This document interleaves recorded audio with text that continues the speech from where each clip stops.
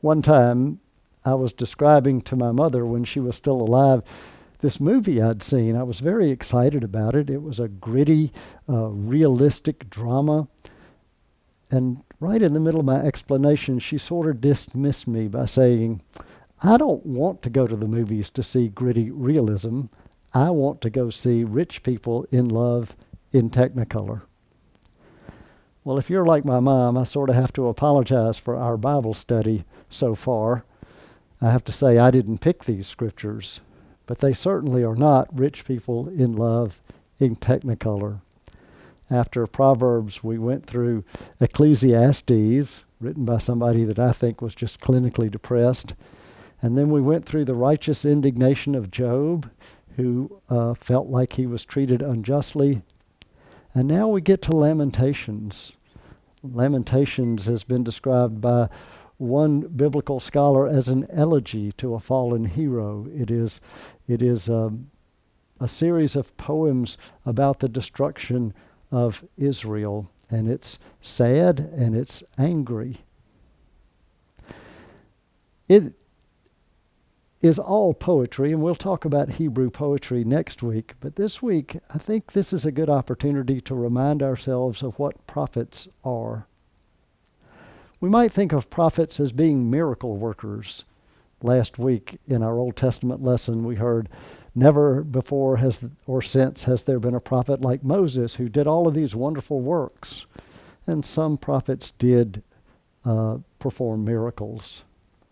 Or we might think of prophets as being fortune tellers, because they were forever saying that this is going to happen to that city and that is going to happen to that city because of the way they acted, and then the things would happen.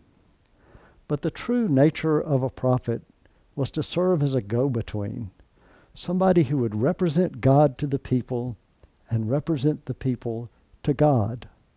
And so, going back to Moses, Moses came down from the mountain and saw them dancing around with a golden calf, and he shattered the 10 Commandments and screamed at them and got all mad at them on God's behalf. But then he turned right around, and we read the next week where he was pleading with God not to abandon them and to have mercy on them and to still go with them. And he said, if I have found favor in your sight and you've called me to lead these people, then please let them find favor in your sight in spite of their sins.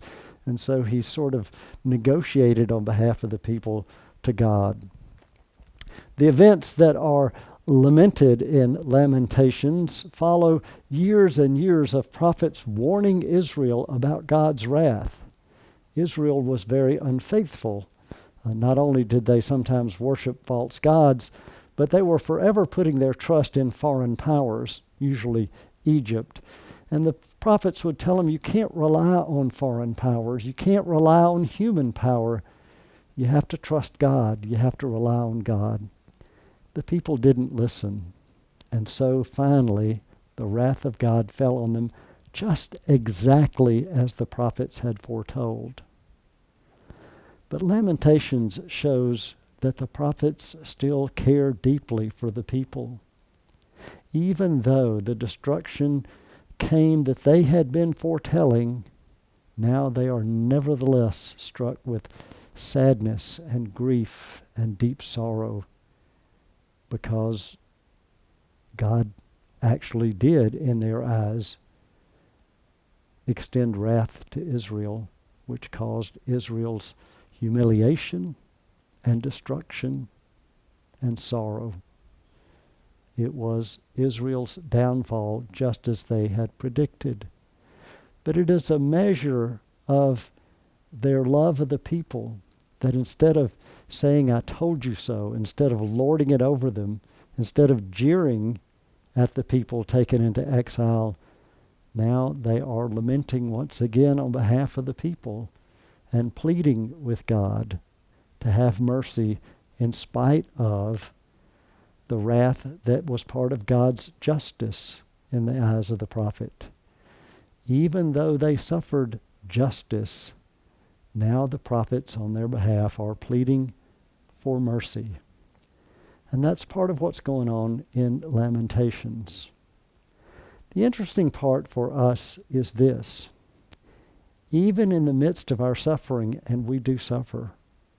It is better for us to express our anger and our grief and our frustration to God than to give up hope that God is not there. The big turnaround in chapter 3 shows that there is hope for Israel as long as God is still in charge, as long as God is still in control. So even though they see their destruction as coming as part of God's justice and the wrath of God, they plead with God not to abandon them. They plead with God still to be present. Because as Job learned, it's better to know who God is and where God is than why something happened.